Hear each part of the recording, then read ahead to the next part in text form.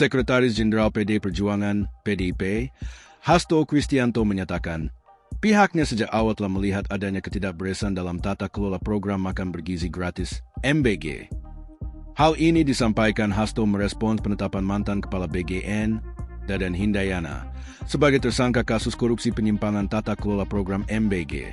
Hasto menyebut, kekhawatiran masyarakat terhadap potensi penyelewengan dalam program tersebut sebenarnya sudah terdengar sejak lama. Dari awal kan suara-suara kritis masyarakat sudah mengungkapkan hal itu, tata kelola MBG, kata Hasto usai nonton bareng, nobar, film Ghost in the Cell, karya sutradara Joko Anwar di bioskop Metropole 21, Kompleks Megaria, Jakarta Pusat, Minggu 7 Juni 2026.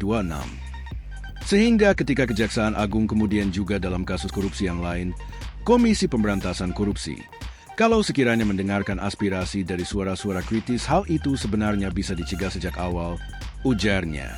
Hasto mengatakan, PDIP sangat prihatin dengan kasus tersebut, serta mendukung aparat penegak hukum untuk mengusutnya.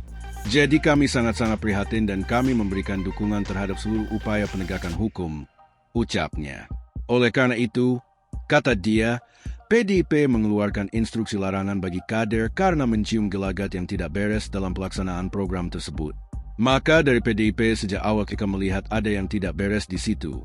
Kami mengeluarkan instruksi larangan bagi seluruh anggota kader PDIP untuk terlibat di dalam berbagai komersialisasi dari program yang untuk rakyat, ungkap Hasto.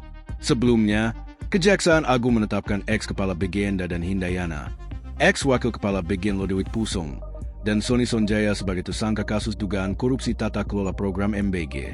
Direktur Penyidikan, Dirdik, pada Jampitsus Kejagung, Syarif Sulaiman Nadi mengatakan sejatinya, program MBG itu dikelola oleh yayasan yang terafiliasi dengan sekolah penerima.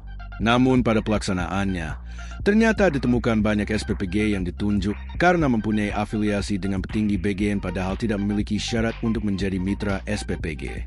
Tetap ditunjuk dengan cara dilakukan pengaturan verifikasi pada portal mitra BGN dengan adanya atensi dari para tersangka, kata Syarif dalam konferensi pers di kantor Kejagung, Jakarta, Rabu, 3 Juni 2026.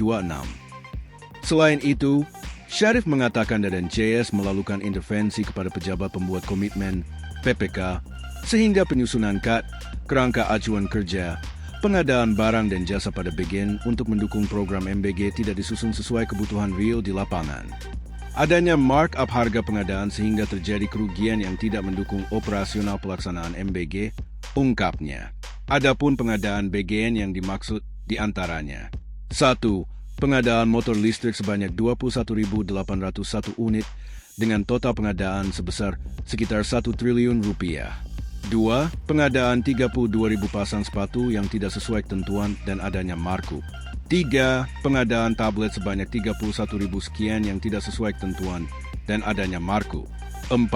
Dan pengadaan televisi 75 inch sebanyak 5.400 unit yang tidak sesuai ketentuan dengan adanya markup harga. Adapun sebagai imbalannya, kata Syarif, yayasan yang terafiliasi dengan para pelaku itu menerima uang insentif hingga miliaran rupiah setiap harinya. Yayasan tersebut mendapatkan insentif miliaran rupiah setiap hari dan yayasan tersebut terafiliasi diantaranya dimiliki oleh saudara DH, saudara SS dan saudara LP, tuturnya. Akibat perbuatannya itu, Syarif mengatakan telah terjadi kerugian keuangan negara. Namun, kerugian negaranya masih dalam perhitungan.